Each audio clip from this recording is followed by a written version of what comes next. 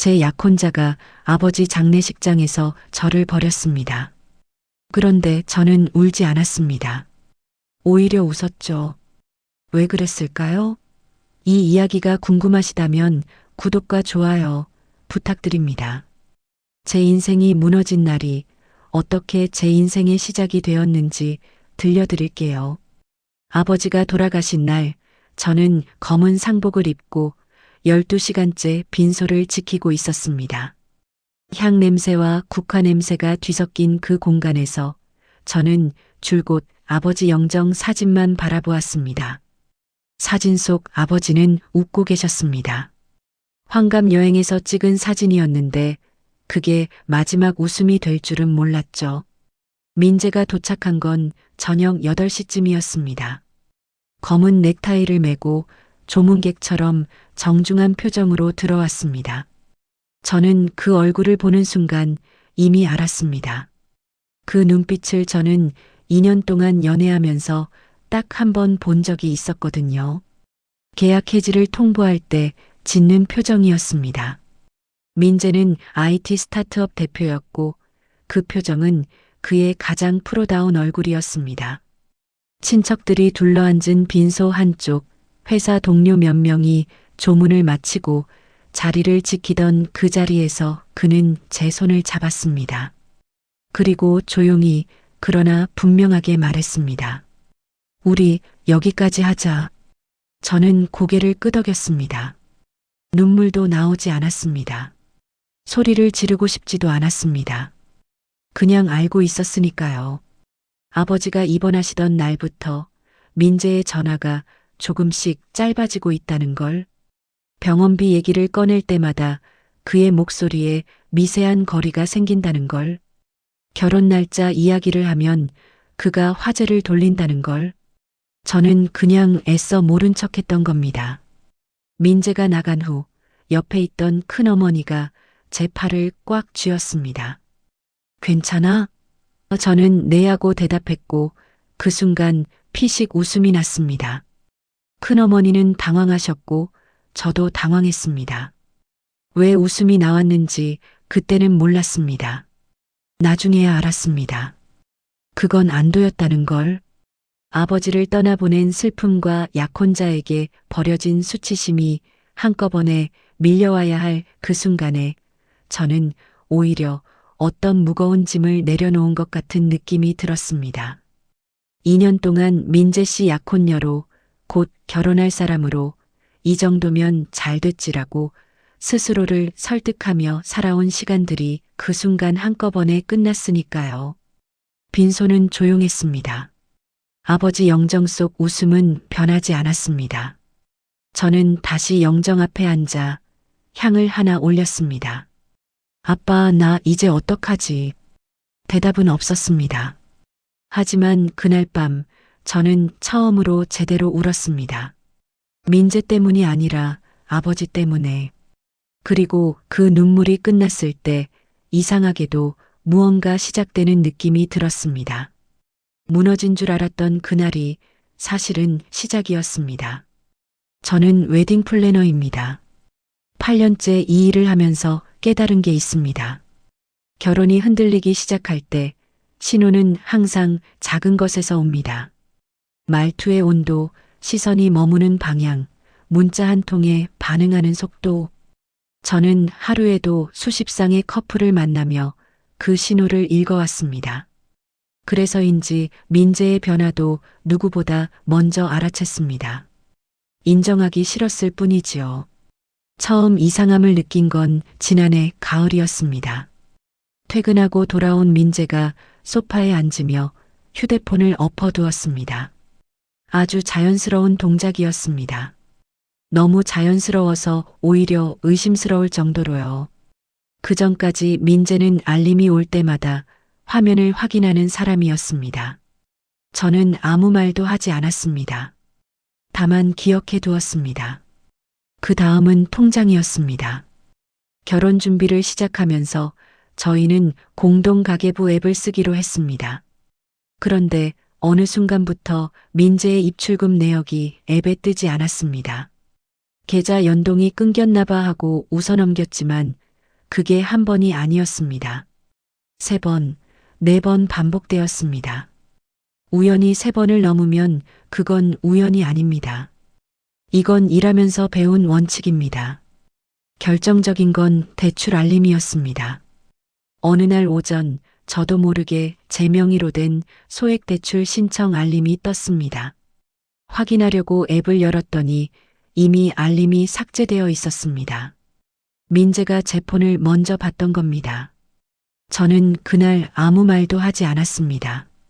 대신 통신사 고객센터에 전화해 문자 수신 내역을 따로 확인했습니다. 대출은 실제로 신청되어 있었고 승인까지 나 있었습니다. 제가 신청한 적 없는 대출이, 그리고 그 여자가 있었습니다.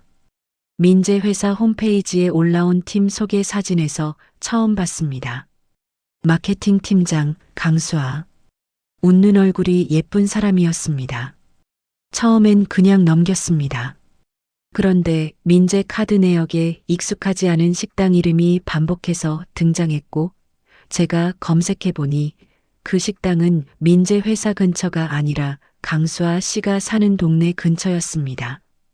퍼즐은 이미 맞춰지고 있었습니다. 저는 따지지 않았습니다. 증거를 들이밀지도 않았습니다. 웨딩 플래너로 일하면서 수없이 봤습니다. 들키기 전에 먼저 선수를 치는 사람들을요. 민재도 그럴 거라는 걸 알고 있었습니다. 그리고 실제로 그랬죠. 하필이면 아버지 장례식장에서. 이걸 쓰면서 제가 가장 많이 드는 생각은 이겁니다. 왜 저는 알면서도 떠나지 않았을까? 퍼즐이 맞춰지는 걸 보면서도 왜 끝까지 모른 척 했을까? 아마도 그때의 저는 민재보다 혼자가 더 무서웠던 것 같습니다. 아버지가 아프시고 결혼은 늦어지고 주변 시선은 따갑던 그 시절에 민재는 적어도 형식이었으니까요. 흔들리는 형식이라도 없는 것보단 낫다고 믿고 싶었던 겁니다. 그 믿음이 얼마나 저를 갉아먹고 있었는지는 민재가 떠나고 나서야 알았습니다. 장례가 끝나고 사흘째 되던 날 저는 통장 정리를 시작했습니다. 아버지 병원비 정산, 장례 비용 처리, 남은 보험금 확인. 슬픔을 느낄 틈도 없이 숫자들을 마주해야 하는 게 현실이었습니다. 그리고 그 숫자들 사이에서 저는 그것을 발견했습니다. 결혼 자금 통장 잔액이 비어 있었습니다. 8천만 원. 입사 첫 해부터 8년을 모은 돈이었습니다. 반찬값을 아끼고 여행을 줄이고 보너스가 나올 때마다 손대지 않고 묶어둔 돈. 민재에게 우리 결혼 자금은 내가 따로 관리할게라고 말했을 때 그가 흔쾌히 동의했던 게 이제야 이해됐습니다. 그 통장은 제 명의였지만 공인인증서와 비밀번호를 민재도 알고 있었습니다. 한때는 그게 신뢰라고 생각했습니다. 송금 내역을 하나씩 열어봤습니다. 이체는 총 5번에 걸쳐 이루어졌습니다. 한 번에 눈에 띄지 않도록 6개월에 걸쳐 조금씩. 수신 계좌는 법인 계좌였습니다. 회사명은 루나랩스. 저는 그 이름을 검색했습니다. 대표이사 이름이 나왔습니다. 정하은. 민재의 전 여자친구였습니다. 사귀기 전에 3년을 만난 사람이라고 했고 지금은 그냥 업계 지인이라고 했습니다. 저도 그렇게 믿었습니다. 아니, 믿으려 했습니다. 루나랩스는 AI 기반 마케팅 스타트업이었습니다. 설립한 지 1년도 안 된 회사였고 투자자 명단에 민재의 이름이 있었습니다. 그리고 그 투자금의 출처가 제 통장이었습니다. 제 결혼 자금이 제 약혼자의 전 여자친구 회사로 흘러들어간 것입니다. 저는 그 화면을 한참 바라봤습니다. 소리를 지르고 싶었냐고요? 솔직히 말하면 아니었습니다. 오히려 머릿속이 이상하리만치 차가워졌습니다. 웨딩 플래너로 일하면서 감정이 격해진 상황을 수백 번 수습해온 덕분인지 손이 먼저 움직였습니다. 캡처를 시작했습니다. 송금 내역 전체, 루나랩스 법인 정보, 민재와 나눈 메시지 중 돈과 관련된 대화, 그리고 그가 제 통장 비밀번호를 알게 된 시점의 대화까지 저는 그것들을 날짜 순으로 정리했습니다. 통화 녹취도 있었습니다. 아버지 입원 중에 민재와 나눈 대화였는데 그 안에 그쪽 투자는 이미 진행됐어. 내 거 쓴 거 맞아라는 말이 담겨 있었습니다. 그때는 무슨 말인지 몰랐습니다. 이제는 알았습니다. 모든 자료를 USB 하나에 담았습니다. 저장을 누르는 순간 처음으로 손이 조금 떨렸습니다.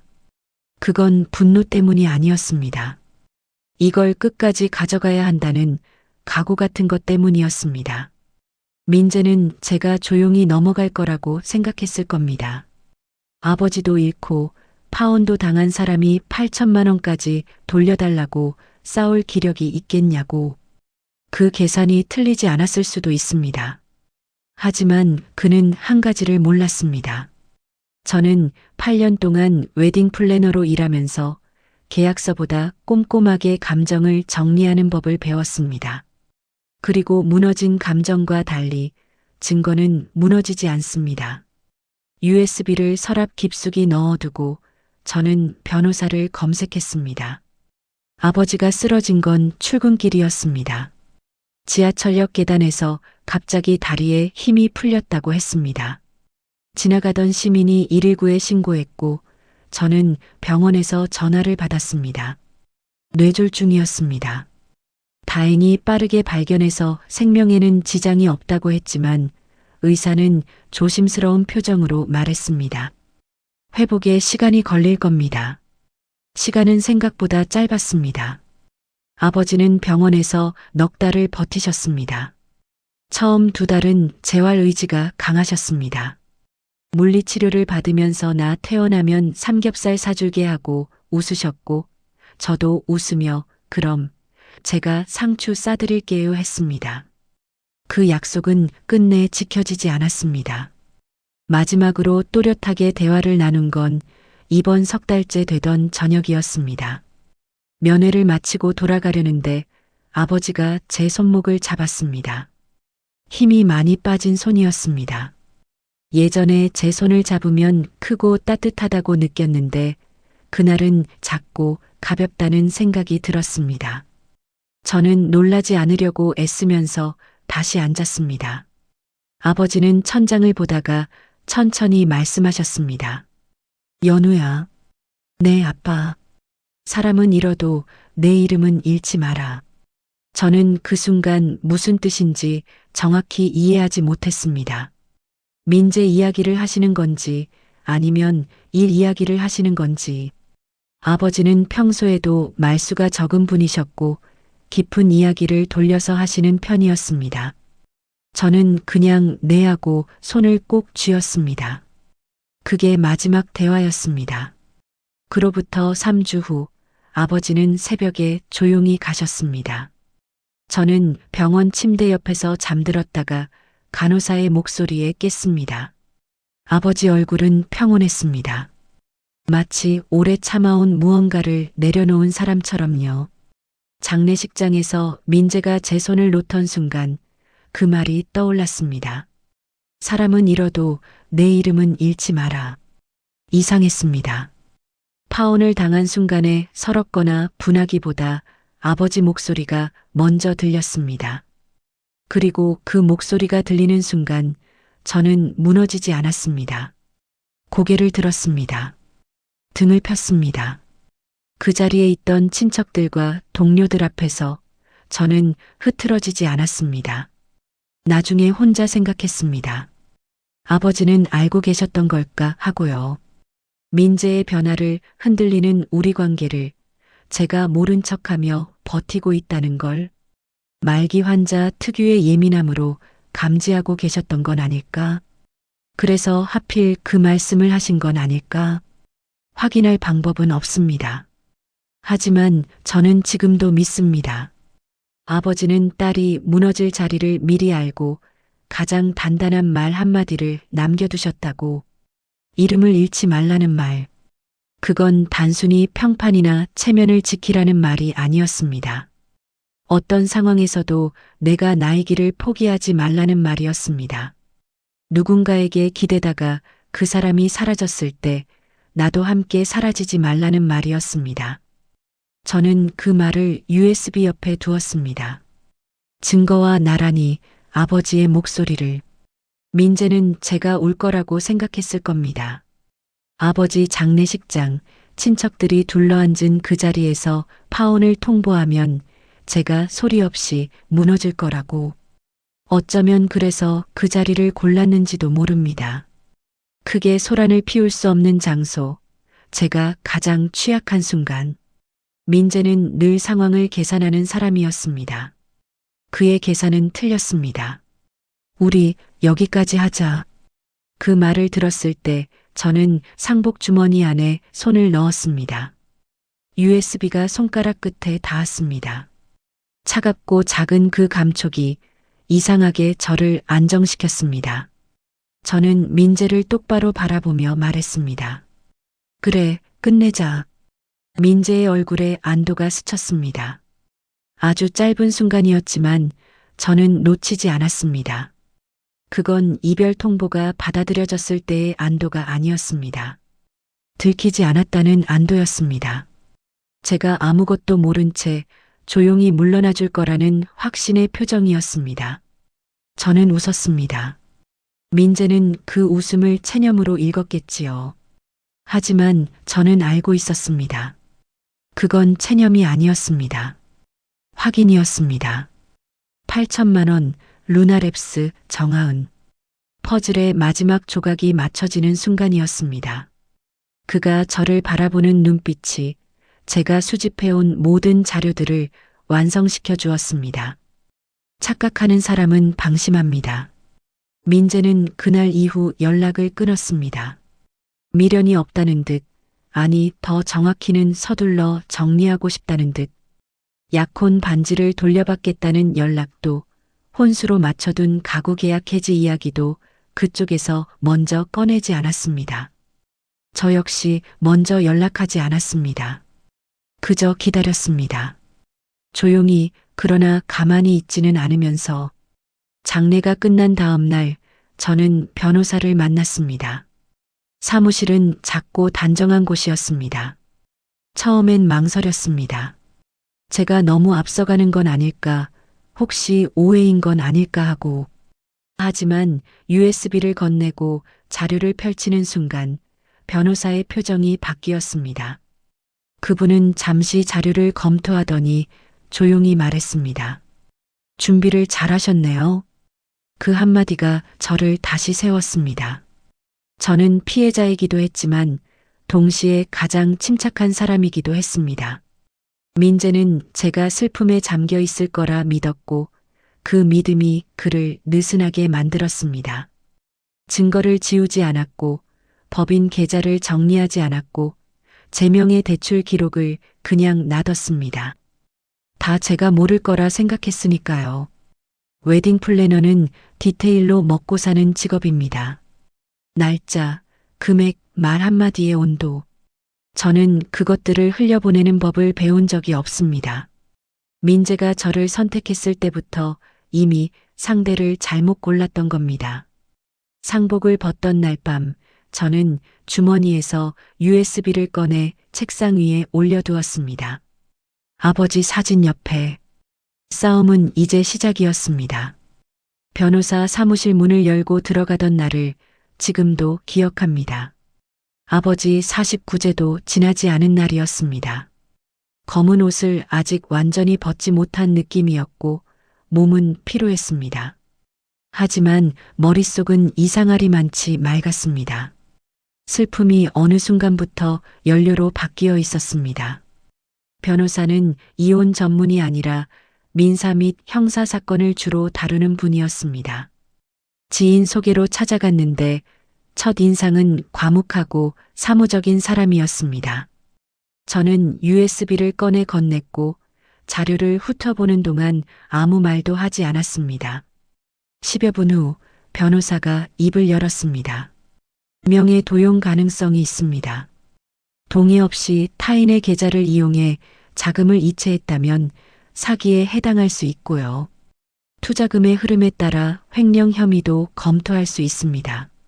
저는 하나씩 받아 적었습니다. 손이 떨리지 않았습니다. 상담은 2시간이 넘게 이어졌습니다. 변호사는 가능한 법적 경로를 설명했고 저는 준비한 자료의 빈틈을 물었습니다. 어떤 증거가 더 필요한지, 어디서 확보할 수 있는지. 변호사는 중간에 한번 멈추더니 말했습니다. 보통 2단계에서 의뢰인들이 많이 우십니다. 저는 이미 울었습니다라고 답했습니다. 장례식장에서 아버지 앞에서 그게 마지막이었습니다. 법적 절차를 준비하면서 저는 동시에 다른 것도 설계하고 있었습니다. 민재가 가장 두려워할 것이 무엇인지 저는 2년간의 연애로 정확히 알고 있었습니다. 그는 평판을 목숨처럼 여기는 사람이었습니다. 스타트업 대표로서 투자자들에게 보이는 이미지, 업계에서의 신뢰. 그게 흔들리는 상황을 민재는 그 무엇보다 두려워했습니다. 그래서 저는 공식 발표 자리를 준비했습니다. 마침 기회가 있었습니다. 제가 8년째 몸담고 있는 웨딩 플래너 협회에서 매년 주최하는 업계 네트워킹 행사가 2달 후로 잡혀 있었습니다.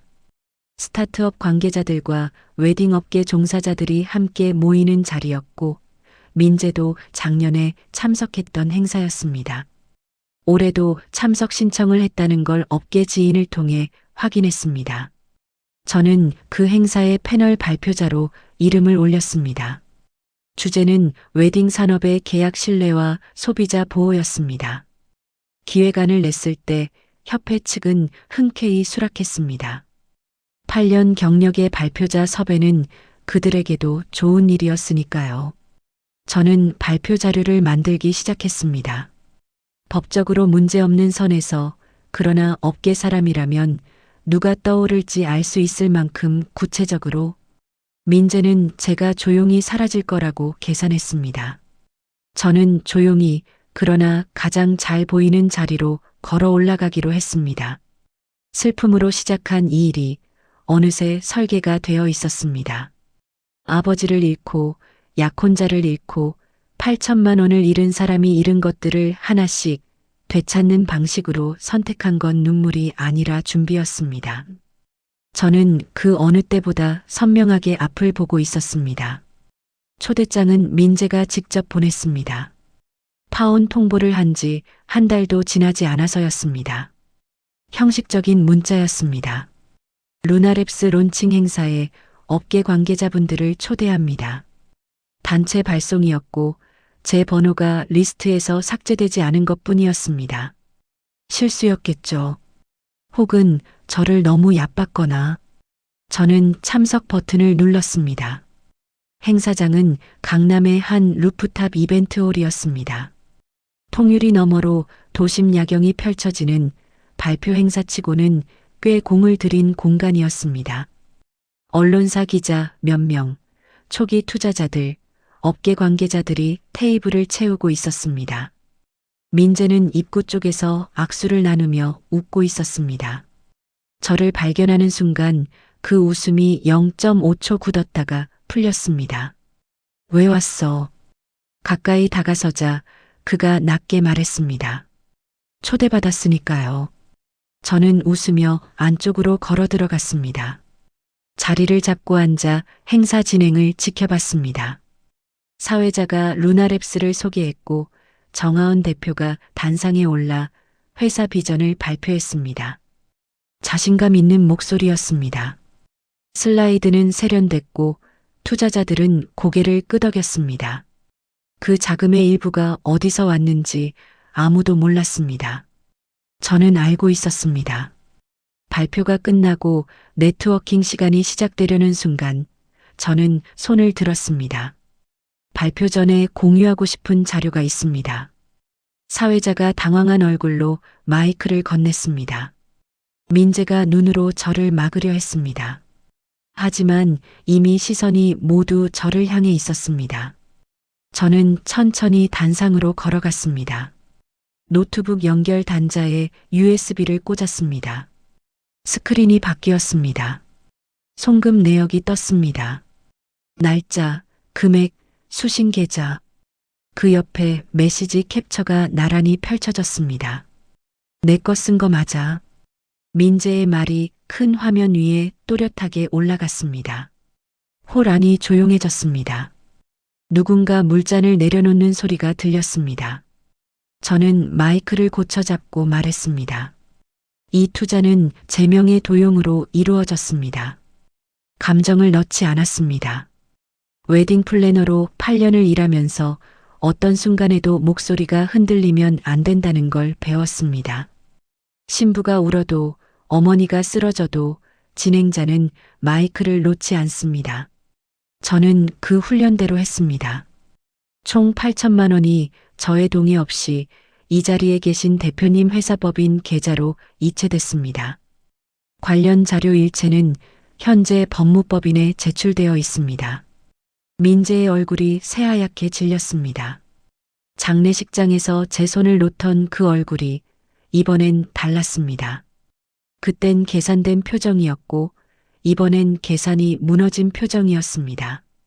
정하은 대표는 굳은 얼굴로 자리에서 일어났고 기자 한 명이 이미 메모를 시작하고 있었습니다. 저는 USB를 뽑았습니다.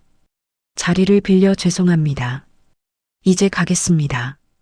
단상을 내려오면서 다리가 조금 떨렸습니다. 두려움이 아니었습니다. 오랫동안 참아온 무언가가 몸 밖으로 빠져나가는 느낌이었습니다. 출구를 향해 걷는 동안 뒤에서 웅성거리는 소리가 들렸습니다. 민재가 무언가 해명하는 목소리도 들렸습니다. 저는 돌아보지 않았습니다. 밖으로 나오자 밤 공기가 차가웠습니다. 저는 잠깐 멈춰서서 하늘을 올려다봤습니다. 아버지 생각이 났습니다. 사람은 잃어도 내 이름은 잃지 마라. 잃지 않았습니다. 오히려 되찾았습니다. 민재에게서 전화가 온 건 행사 다음 날 새벽이었습니다. 자고 있다가 진동 소리에 눈을 떴습니다. 화면에 민재 이름이 떴습니다. 저는 잠시 바라보다가 받지 않았습니다. 2번, 3번 울렸습니다. 그 다음엔 문자가 왔습니다. 얘기하자. 그 다음엔 변호사를 통한 연락이 왔습니다. 합의를 원한다. 저는 변호사에게 말했습니다. 진행하세요. 합의가 아니라 절차를요. 결과는 빠르게 정리됐습니다. 루나랩스는 행사 열흘 만에 주요 투자자 2곳으로부터 투자 철회 통보를 받았습니다. 기자 한 명이 그날 행사장에 있었고 작은 IT 매체에 단신이 올라갔습니다. 민재 측은 확산을 막으려 했지만 업계는 좁았습니다. 소문은 기사보다 빠르게 퍼졌습니다. 민사소송으로 제 돈 8천만 원을 돌려받는데 걸린 시간은 넉 달이었습니다. 민재 측이 끝까지 버티지 못했습니다. 형사 고소 절차가 시작되자 합의 의사를 먼저 밝혀왔습니다. 변호사는 꽤 빠른 편이라고 했습니다. 저는 준비가 충분했으니까요 라고 답했습니다. 통장에 돈이 들어오던 날 저는 아버지 사진 앞에 앉았습니다. 아빠 찾아왔어요. 눈물이 날 줄 알았는데 나지 않았습니다. 대신 오래된 피로가 한꺼번에 몰려왔습니다. 좋은 피로였습니다. 다 쓴 사람의 피로. 그리고 저는 다시 일을 시작했습니다. 웨딩 플래너로 복귀한 첫날 상담실에 앉아 예비 신부를 마주했습니다. 설레는 얼굴이었습니다. 웨딩드레스 사진을 가득 저장해온 휴대폰을 들고 눈을 반짝이며 앉아 있었습니다. 저는 그 얼굴을 보며 생각했습니다. 나도 저랬겠구나 하고, 그리고 저 사람은 나보다 더 잘 되길 바란다고. 이전과 달라진 게 있다면 이제 저는 계약서를 더 꼼꼼하게 봅니다. 조건을 더 명확하게 이야기합니다. 상대가 불편해하더라도요. 결혼은 설레는 일이지만 설렘 뒤에 반드시 현실이 따라온다는 걸 저는 누구보다 잘 알게 됐으니까요. 그 현실을 일찍 마주할수록 무너지는 대신 단단해질 수 있다는 것도요. 장례식장에서 웃으며 고개를 끄덕였던 그 순간을 가끔 생각합니다. 그때의 저는 왜 웃었을까요? 체념이 아니었습니다. 두려움도 아니었습니다. 지금 돌아보면 그건 일종의 사인이었습니다. 오랫동안 남의 시나리오 안에서 살아온 사람이 처음으로 자기 이야기의 주인이 되기로 결심한 순간의 표정이었습니다. 누군가의 약혼녀로, 누군가의 예비 며느리로, 누군가의 들러리로 살아온 시간이 끝난 날이었습니다. 저는 파혼을 당한 게 아니었습니다. 제 인생을 돌려받은 겁니다. 이 이야기를 처음 꺼낼 때 많은 분들이 물으셨습니다. 어떻게 그렇게 냉정할 수 있었어요? 냉정하지 않았습니다. 다만 아버지가 남긴 말 한마디가 있었고 8년 동안 쌓아온 제 이름이 있었고 무너지기엔 아직 해야 할 일이 너무 많았습니다. 저는 오늘도 누군가의 결혼을 설계합니다. 그리고 퇴근 후에는 제 인생을 설계합니다. 조금도 후회하지 않습니다. 단 하나도요. 끝까지 읽어주셔서 감사합니다. 구독과 좋아요는 다음 이야기를 쓰는 힘이 됩니다.